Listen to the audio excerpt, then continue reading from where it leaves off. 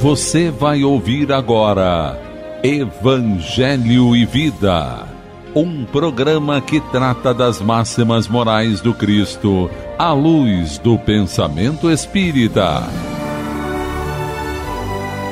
Produção e apresentação, Henrique Parente.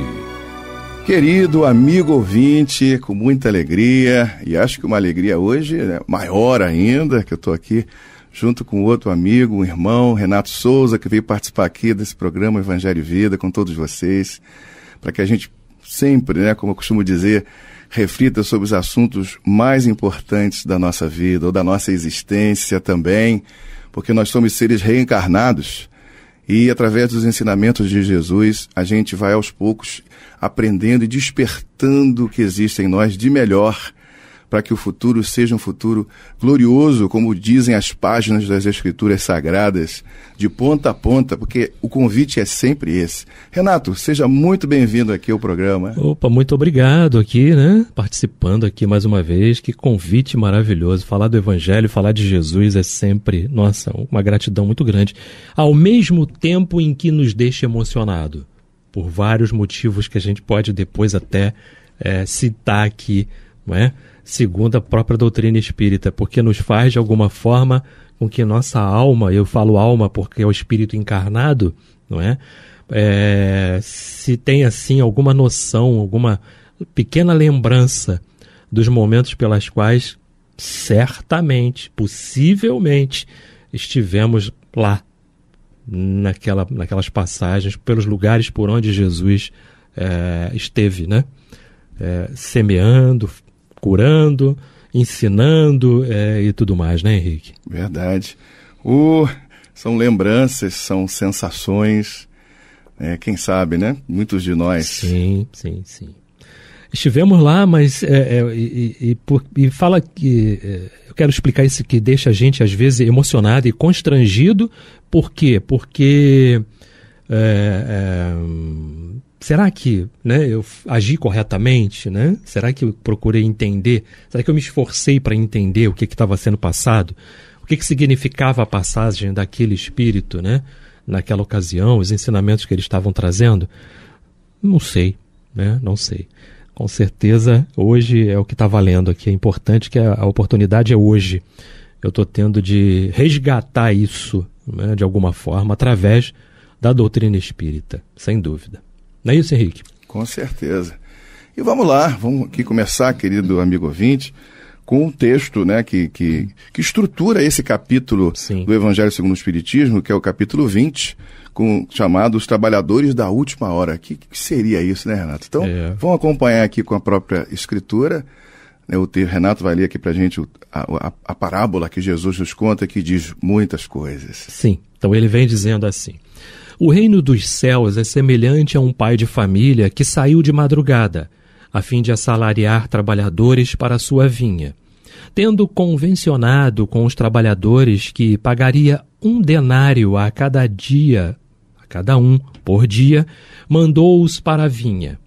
Saiu de novo à 3ª hora do dia e, vendo outros que se conservavam na praça sem fazer coisa alguma, disse-lhes: ide também vós outros para a minha vinha, e vos pagarei o que for razoável. Eles foram. Saiu novamente à hora 6ª e à hora 9ª do dia e fez o mesmo. Saindo mais uma vez à hora 1/10, encontrou ainda outros que estavam desocupados, aos quais disse: por que permaneceis aí o dia inteiro sem trabalhar? Disseram eles, que ninguém nos assalariou. Ele então lhes disse: ide vós também para a minha vinha. Ao cair da tarde, disse o dono da vinha àquele que cuidava dos seus negócios: chama os trabalhadores e paga-lhes, começando pelos últimos e indo até os primeiros. Aproximando-se então os que só à 1/10 hora haviam chegado, receberam 1 denário cada um. Vindo a seu turno, os que tinham sido encontrados em primeiro lugar, julgaram que iam receber mais, porém receberam apenas 1 denário cada um. Recebendo, queixaram-se ao pai de família, dizendo: estes últimos trabalharam apenas 1 hora, e lhes dás tanto quanto a nós que suportamos o peso do dia e do calor? Mas, respondendo, disse o dono da vinha a um deles: meu amigo, não te causo dano algum. Não convencionaste comigo receber 1 denário pelo teu dia? Toma o que te pertence e vai-te. Apraz-me a mim dar a este último tanto quanto a ti. Não me é então lícito fazer o que quero? Tens mau olho porque sou bom? Assim, os últimos serão os primeiros e os primeiros serão os últimos, porque muitos são os chamados e poucos os escolhidos. Evangelho de Jesus, segundo Mateus, capítulo 20, versículos 1 a 16. Nós temos também na parábola do festim das bodas, né? Que ele faz a menção aqui ao capítulo 18, lá no item número 1. Não é isso, Henrique? É verdade. Quanta interessante, coisa, né? É, muita coisa. Interessante é que Mateus capítulo 20, assim como é o capítulo 20 do Evangelho segundo o Espiritismo. Perfeito, né? Costumamos dizer, uma coincidência agradável essa. E Kardec, é interessante, Kardec, ele, nesse capítulo, ele não faz comentários pessoais. Ele dá voz aos espíritos. Isso eu acho extraordinário, Allan Kardec, essa capacidade dele entender qual o momento dele estar junto com os espíritos falando a respeito. Geralmente ele comenta anteriormente, né, a respeito de algumas passagens, dentro daquele tema proposto no capítulo. Ele depois dá voz aos espíritos. E algumas vezes ele dá voz direta aos espíritos, como no caso aqui desse capítulo 20 do Evangelho segundo o Espiritismo. Diretamente os espíritos vão comentar a respeito desses trabalhadores da última hora. E aqui nos faz referência sempre àquilo que virá no futuro, aquilo que tem a ver com a maneira como a gente age diante do que a gente tem a realizar, como no caso aí do homem da parábola. Que a qualidade do trabalho que ele realizou foi tão boa. Para resumir aqui um pouquinho, né, sim, a questão, a gente não viajar demais aqui, até porque o nosso tempo não permitiria. Sim. Aquele homem, apesar de ter chegado, ou aqueles homens, né, terem chegado já bem para lá, né, do horário inicial da sua função lá na vinha, eles trabalharam com muita qualidade, o que garantiu para eles, né, o salário igual. Não é uma questão, né, de quantidade, mas de qualidade. É como você chega e o que você realiza. Porque aí a quantidade aí vai ser uma questão de detalhe. E quando a gente pensa no sentido da reencarnação e das vidas, né, na sequência de vidas que nós temos, a gente vai perceber que a cada vida, se a gente realmente trabalhar direitinho, nós vamos nos aprimorando cada vez mais. Vamos nos tornar mais maduros e a consequência disso é um trabalho que recebe, tornamos-nos dignos de recebermos um salário à altura. Aquilo que é combinado, que foi o combinado na parábola, sim, né? Sim. É exatamente essa mesma questão. E esse capítulo ele traz assim, um contexto maravilhoso, onde cada espírito traz aqui uma parcela, uma visão integrada, porque é uma integração em todo o conteúdo, mas falando a respeito dessa questão daqueles que realizam uma tarefa em prol, né, de algo que tem um senso de perfeição, de justiça. Quando a gente imagina, né, a vinha e o vinho, a uva, como está presente em toda a obra, né, da construção doutrinária, desde lá do cristianismo nascente com o próprio Jesus. Sim. A gente encontra lá nos prolegômenos do Livro dos Espíritos, exatamente ali, aquela parreira ali com o fruto da vinha, que é a uva. Tudo isso tem um simbolismo. A gente trabalha ainda com o simbolismo. O Espiritismo não destrói, ele constrói, ele dá um sentido, um novo olhar, semelhante ao fermento das parábolas que Jesus conta, que faz o quê? Altera a massa. A doutrina espírita vem fazer a gente pensar e sentir, mas também agir, fazer alguma coisa. O Renato trabalha ativamente com esse campo das atividades espíritas, de uma forma geral, não especificando aqui, e sabe, né, lidar, o contato com as pessoas e as dificuldades que tem, né, Renato? Talvez você possa trazer alguma experiência, algum comentário a respeito disso aí. E todos estamos ativamente, cada um no seu setor, e não é só na seara espírita, não, ou seja, dentro do movimento espírita, não, é principalmente fora, na relação com tudo do jeito que é, do mundo como o mundo é. Sim. Não foi assim que Jesus viveu?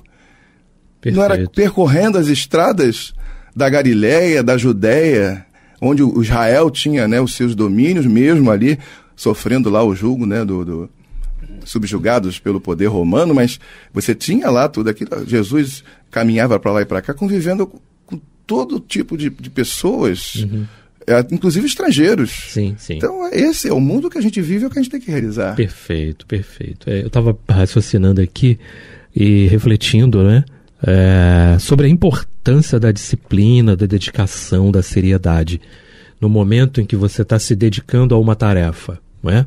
Aí vamos trazer para a nossa vida material, não é? Se é a tua forma de sustento, é necessário que você se dedique àquele trabalho, com toda a sua força, dentro das suas, né, possibilidades e tudo mais, com a responsabilidade que aquilo chama, que aquilo pede, né?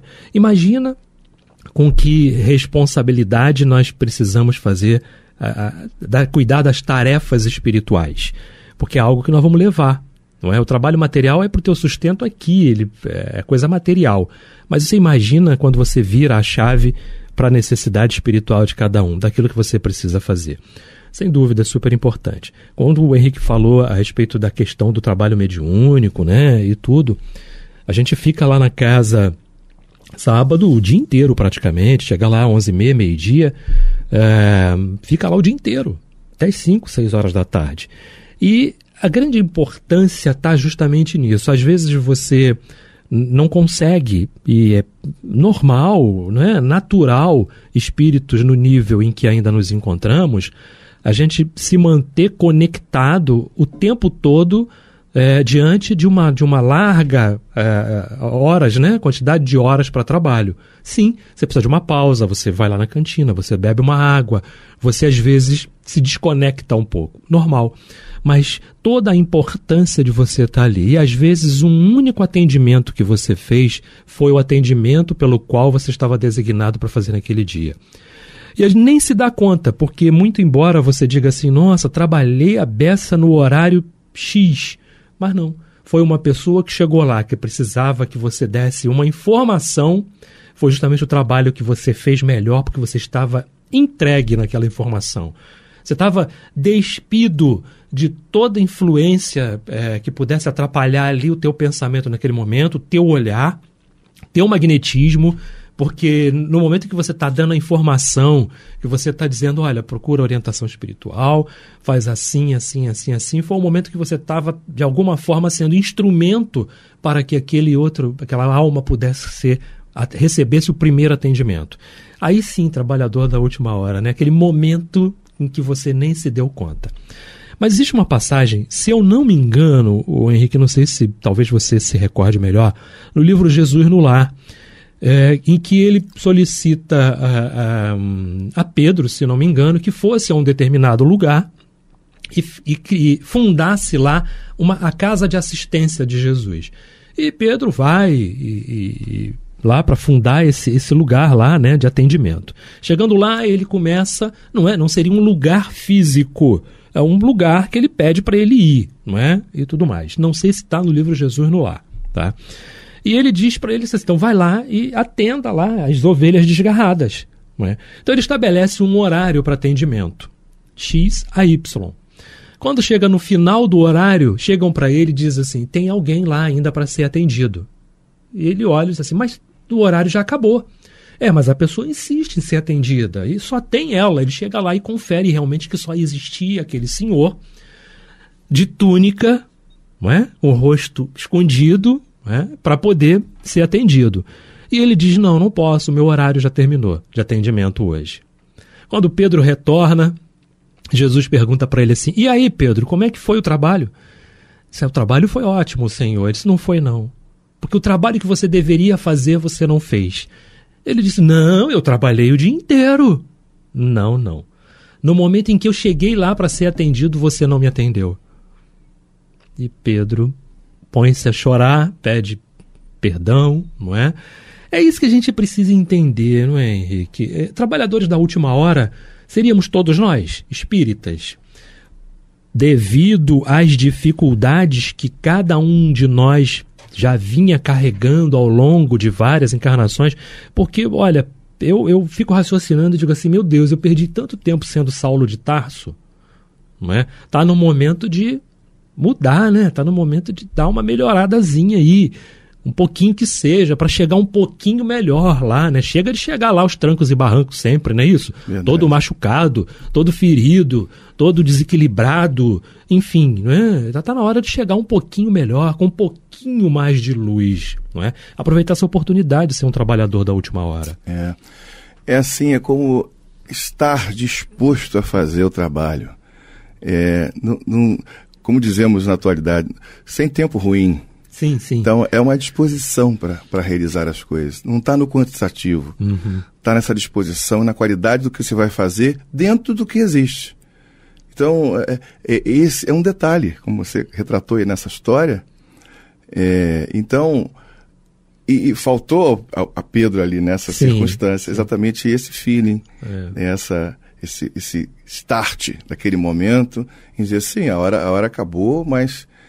eu posso ir além. Sim. Só tinha mais um. Só tinha um. Ele olhou, não tinha mais ninguém, só tinha um. E era justamente Jesus para agradecer a ele o trabalho que foi feito. Não é? Era o momento dele receber. Era o momento dele, está na hora de eu receber.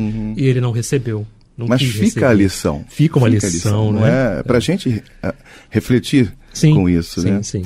Mas aqui, Renato, dentro desse capítulo, né, do Evangelho segundo o Espiritismo, tem uma comunicação que fala especificamente da missão dos espíritas. Talvez não dê para a gente ler todo o conteúdo, mas o que for possível a gente vai trabalhando aqui, pensando a respeito. Eu vou iniciar aqui. Tá. É o item 4. Perfeito. O título é Missão dos Espíritas. Não percebeis desde já a formação da tempestade que deve assolar o velho mundo e reduzir a nada a soma das iniquidades terrenas? Bendizei o Senhor, vós que tendes fé na sua soberana justiça, e que novos apóstolos da crença revelada pelas vozes proféticas superiores, ides pregar o dogma novo da reencarnação e da elevação dos espíritos segundo o bom ou mau desempenho de suas missões, e a maneira por que suportaram as suas provas terrenas. Aqui eu já chamaria atenção para uma coisa, principalmente pela palavra, a palavra dogma, que é muito, né, para muitos, muito controversa. E eu aprendi uma coisa com o auxílio do querido Herculano Pires, que a gente sempre cita aqui, que existe o dogma de fé e existe o dogma de razão. O dogma de fé é aquele que a gente tanto conhece, onde alguém diz que isso aqui, né, é uma lei, pronto, acabou, não tem que discutir. Então, e isso foi muito utilizado pelo corpo religioso, historicamente falando. Mas o dogma de razão é quando você alcança, através até de pesquisa, como se fosse um cientista, e chega à compreensão da existência de uma lei. Aí você diz... Essa lei realmente é algo indiscutível, porque você percebe que é uma lei, como a lei da gravidade, por exemplo, ninguém discute, mas todo mundo sabe ou compreende o caminho que ela percorre até ter sido compreendida como uma lei da natureza. Então você diz que é um dogma, aí é um dogma de razão, um dogma que está construído e bem claro para todos verem. Perfeito. Então não há o que discutir em relação à lei da gravidade, ela existe, pronto e acabou. Mas não porque alguém está dizendo que não pode compreender, mas tem que ser assim, não. Está comprovada. Então, a reencarnação, os espíritos aqui, esse espírito em particular, e já até adianto a assinatura, é o Erasto, né, um daqueles que... Erasto até, segundo o que a gente sabe, nos foi informado através do trabalho de Kardec, ele trabalhava com Paulo de Tarso, lá na época de Paulo de Tarso mesmo, né, como um homem encarnado aqui no mundo. Era discípulo de Paulo. Então, a reencarnação é um dogma porque é uma lei. Perfeito. Não há muito o que discutir nesse sentido. Mas é claro que, do ponto de vista filosófico e científico, a gente vai então refletir a respeito do porquê, para quê, como acontece, e a gente vai pegar várias escolas, inclusive o diálogo de Jesus com Nicodemos. Né? Se vos falo das coisas materiais e você não compreende, que dirá se vos falar das coisas puramente espirituais ou celestes. Ou seja, é uma lei sobre reencarnação, que Nicodemos pergunta como pode um homem velho nascer de novo, pode entrar de novo na barriga da mãe. E Jesus diz que é exatamente isso. Para poder alcançar o reino de Deus é preciso reencarnar quantas vezes forem necessárias para poder alcançar esse estado superior. Está ali Jesus dizendo, dando uma aula de reencarnação, usando aquela linguagem comum, né, mais comum à época e à circunstância, mas claramente, para muitos não é, mas para outros tantos é perfeitamente claro, e a gente vai encontrar, né, o reforço disso em várias outras circunstâncias. Sim. Mas vamos aqui, porque ele está chamando a nossa atenção a respeito dessa tempestade que deve assolar o velho mundo, porque são as ideias novas que surgem. Algumas ideias nem são tão novas, mas elas ganham um novo olhar, um novo corpo. Exato. Estão sendo meio que rebatizadas até certo ponto, porque a gente precisa pensar sobre elas e encontrar nelas, ou através delas, a saída para as nossas dificuldades. Perfeito. Então continuam eles. Deixai de temores. As línguas de fogo estão sobre as vossas cabeças. Isso remete a gente à questão, né, dos espíritos superiores. As línguas de fogo, assim como os discípulos lá no Pentecostes, as línguas de fogo que ali falaram, ou seja, a influência espiritual através da mediunidade, mas de espíritos superiores, fizeram com que os discípulos falassem às pessoas assuntos que eles não estavam acostumados a falar, ou seja, a maneira, e falando em outras línguas, mas línguas respectivas às várias pessoas que ali estavam, porque muitos judeus eram de outros países, eram judeus, mas tinham nascido em outro país, falavam uma outra língua, e ali o que foi falado aos discípulos que devolveram para essas pessoas conversando a língua deles. O que chamou muita, né, ali, foi uma confusão geral, né? Alguns diziam, eles estão bêbados. Nada. Ó, verdadeiros adeptos do Espiritismo, vós sois os eleitos de Deus, ide e pregai a palavra divina. É chegada a hora em que deveis sacrificar os vossos hábitos, os vossos trabalhos, as vossas futilidades, a sua propagação. Ide e pregai. Os espíritos elevados estão convosco. Falarei certamente a pessoas que não quererão escutar a palavra de Deus, porque essa palavra os convida incessantemente ao sacrifício. Perfeito. Né, Renato? Que coisa, sim. Né? Tá acabando. A gente não vai ter todo o tempo para falar a respeito. Não existe. Mas a ideia é a gente refletir sobre esse conteúdo. Da importância que, especificamente até os espíritas têm. Não somos melhores do que ninguém, não é neste sentido. Mas se esse conteúdo pode nos tornar pessoas melhores, e para isso é preciso o esforço pessoal, o sacrifício pessoal, para que a gente possa viver isso em si mesmo, para que sejamos sinceros, até para lidar com as nossas próprias deficiências. Aquilo que ainda não foi amadurecido o suficiente, que faz com que a gente fale coisas em que a gente muitas vezes se arrepende, faz com que a gente faça coisas que muitas vezes a gente se arrepende. E é aí que o outro, vendo que a gente está se esforçando, que ainda não consegue ser o mais perfeito do mundo, entre aspas, mas a gente está se esforçando. Isso me faz lembrar, Renato, o Chico Xavier, que tinha um espírito perseguidor que se tornou amigo dele. Sim. Porque viu exatamente o esforço daquela criatura na sua humanidade, ou eu até diria, construindo uma humanidade diferente e verdadeira dentro dele. Perfeito, perfeito. Com certeza, é isso aí. Não existe vitória sem luta. Entendamos a luta como esse sacrifício, como essa força que você coloca em movimento para se melhorar. Não existe outro jeito. Você precisa, né, dessa parte, dessa contribuição para isso. É para você. E vale a pena, vale muito a pena, porque o essencial nunca te faltará e seus esforços estão sendo vistos o tempo todo, sem dúvida nenhuma, e graças a Deus por isso, não é? Acabou, Henrique? Aqui fica o nosso tempo, e a gente aprende a respeitar esse tempo, E eu agradeço imensamente a sua participação aqui no programa Evangelho e Vida desse mês, e que possamos estar em outras empreitadas, como já estamos, né, em outros programas aqui, participando juntos, trabalhando juntos, construindo em nós e ajudando as outras pessoas a construir um mundo melhor. Perfeito. Muito obrigado a todos e até a próxima, se assim Deus nos permitir. Muita gratidão por participar dessas oportunidades de aprendizado. Muita paz a todos. Valeu, Henrique. Obrigado. Valeu, Renato. A Rádio Rio de Janeiro apresentou o programa Evangelho e Vida.